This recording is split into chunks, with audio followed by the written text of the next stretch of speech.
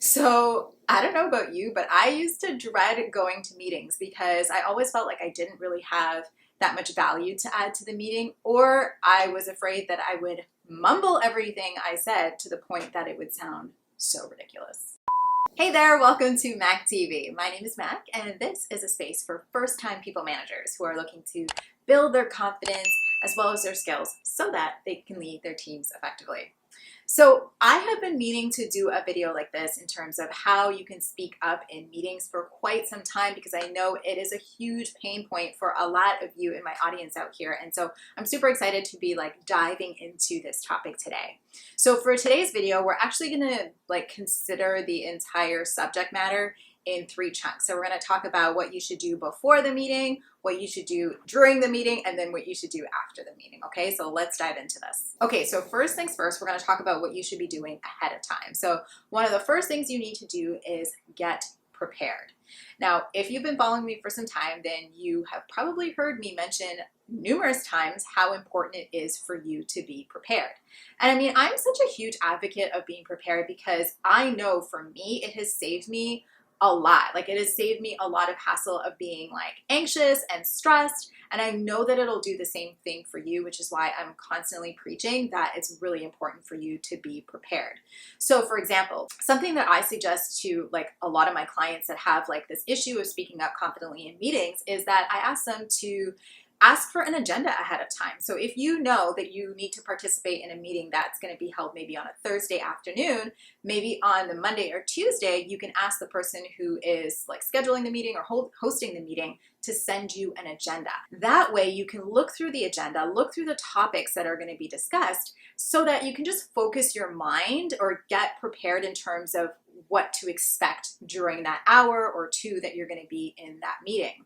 That way too, you can think through what kind of value you can add to that meeting rather than having to think on the fly and think in terms of what you can say on the fly, right? Which usually makes people feel more flustered and more nervous, and so they don't speak up. But if you ask for an agenda ahead of time and just get yourself in that mental space of, okay, so what is it that we're going to be focusing on? Then you can start thinking through oh, what are the things that I can talk about? What are the relevant things that might be useful in this meeting? Okay, so this brings me to my second point, which is something that I really need you to hear.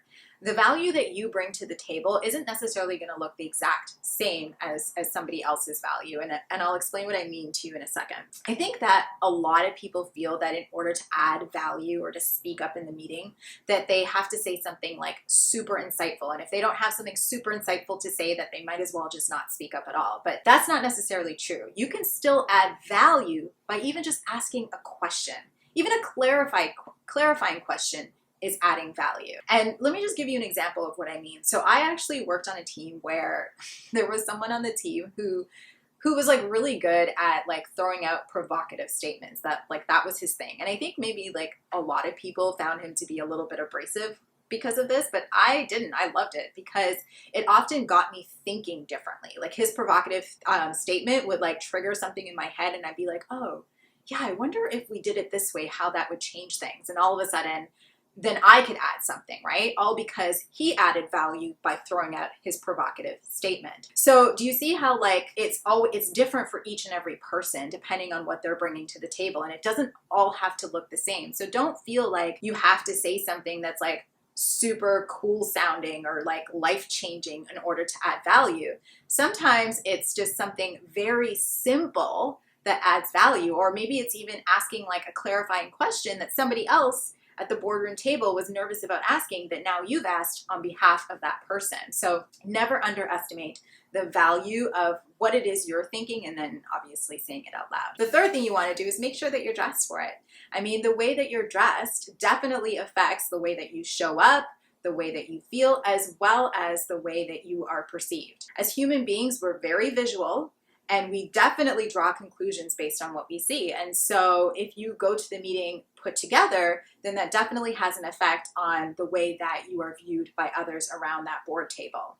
And so just set aside some time to make sure that you've picked a specific outfit that looks good and put together or tailored or whatever, so that when you get to the meeting, you're perceived well. If you don't take yourself seriously, then no one else will, right? So people who respect themselves are listened to. So make sure that you are showing on the outside that you respect yourself by making sure that you're dressed well and put together. Okay, so now we're going to talk about during the meeting. So I think the very first thing is that you should know yourself and then participate based on that. So what I mean is, like, if you know that you are kind of a shy or anxious person and that you probably will chicken out of talking the longer the meeting goes on, then maybe you need to adjust and make sure that you speak right at the beginning of the meeting so that you can just like chill and listen for the rest of the meeting, right? So you're adjusting based on what your personality style is.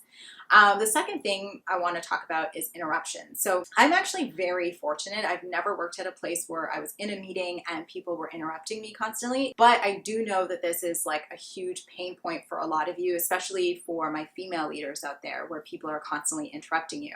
And the one thing I'll say about this is that it's really important that you take the conversation back, right? Like, let that person know that you weren't finished speaking and take back control of the conversation. Now, I know that I'm talking to some of you who are people pleasers out there and that you might feel uncomfortable doing this, that you might fear that you're coming off as a biatch by simply saying, you know, hey, I wasn't finished talking. But I got to tell you the truth. You are not coming off like mean or like a biatch, for lack of a term, by taking back control of the conversation, because the truth is that you were actually speaking and that you were saying something. So it's actually rude of them to be interrupting you. So it's okay to take it back. And you're probably just a little bit sensitive to the way that, you know, you're being perceived, because like I said, the truth is that you were interrupted and it is completely your stage to continue what you were saying. So do not feel bad about this at all. My next tip is to not apologize or downplay what you're about to say.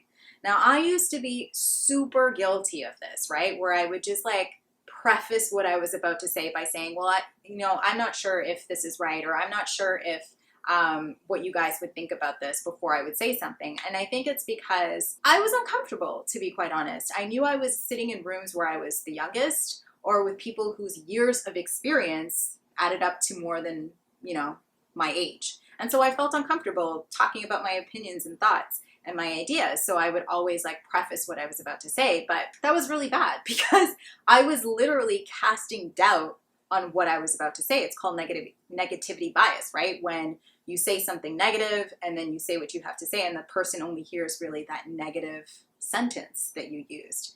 So don't fall into this trap. Make sure that you're just stating what you have to say and use lead-in sentences to help you. Instead of saying, I just, say, here's my idea, or these are my thoughts, or I don't necessarily agree and this is my reason why. Just state what you have to say, because what you have to say is super valuable and they should hear it without hearing the negative thing that you say ahead of time. The next tip is to try and use gestures when you speak, because when you use gestures, you're basically adding body and clarity to what you're saying. People who use nonverbal communication in their favor are easily understood. And I mean, that's the whole point, right? To be clearly understood, to get your point across. So try and take advantage of the different communication tools that you have in your arsenal to make sure that you're able to get your point across. The other thing you want to do is to just try and take notes, because staying focused and present will actually help you to better participate. It's so easy to get distracted, right, by the phone or notifications or somebody doing something ridiculous at the table. But if you're focused and you take notes, then it actually helps you to stay present. And you'll be surprised at what your brain will pick up on based on what you're taking notes on. And then you'll all of a sudden start thinking, a little bit differently, or know exactly what you want to comment on. So it's super important to take notes and stay focused. Okay, so I have one final thought that I want to talk to you about for after the meeting. So after the meeting, it's important that you not overanalyze everything that happened. Whether you spoke up or not, or didn't speak up enough or not, just don't beat up on yourself about it. I mean, beating up on yourself is not going to do anybody any good. And so there's no point in doing that. Thinking about every perceived wrong that you might have done in that meeting room is just not helpful to you. And honestly, at the end of the day, the meeting has a purpose, and that purpose isn't necessarily about you. And I mean that in the kindest way as possible. Nobody's going to be judging you because you didn't speak up that much. They're trying to achieve a set purpose. So as long as you're focusing on the purpose, then you did your job. You will get better at this. Speaking up in a meeting is not something that we're just naturally good at. It comes with practice. And if you try and apply all these steps or all these suggestions that I mentioned in this video, I know that over time you will get it. It just takes a little bit of time. So you got to be patient with yourself. All right, that's pretty much it for this week's video. I hope you found it valuable. Don't forget to hit on the like and subscribe button so you don't miss out on any other content I share on this platform every single Tuesday. It was great to be with you. I hope you have a fantastic rest of the week, friends, and I'll see you in the next one.